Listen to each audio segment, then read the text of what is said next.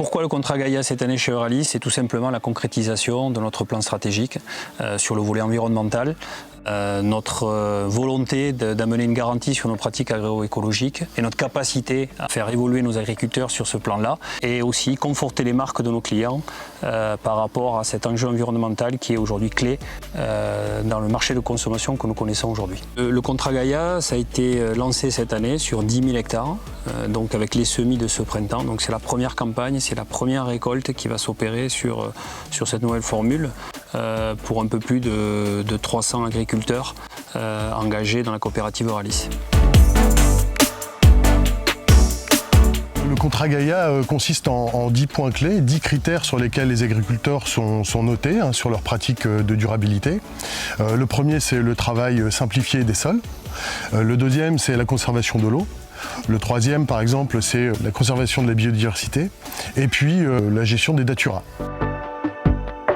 Chez Daniel, on a mis en place plusieurs choses pour qu'il ait le maximum de points et du coup de bonification en eurotonne sur son maïs. Donc, dans le contrat Gaïa, déjà il y a la mise en place de couverts et la diversification.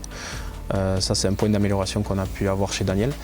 Les tests bêches donc, qui sont faits par moi-même. On a des points par rapport à la gestion du datura, qui est un fléau en maïs, qui est une plante très toxique. Nous travaillons des produits phyto par rapport à ça et on travaille un itinéraire technique par rapport à cela.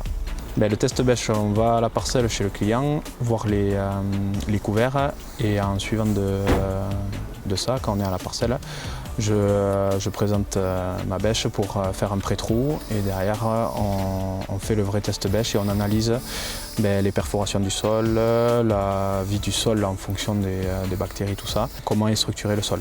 C'est les perforations des petits lombrics. Et le non-labour favorise... Ouais, là toi c'est avec le non-labour et la matière quand tu leur fais les couverts en place, tu favorises tout ça. Le résultat permet de voir l'évolution qu'on peut avoir sur la parcelle. Ici chez Daniel, on est en TCS, donc technique culturelle simplifiée, donc non-labour, et mise en place de couverts pour redonner vie à son sol.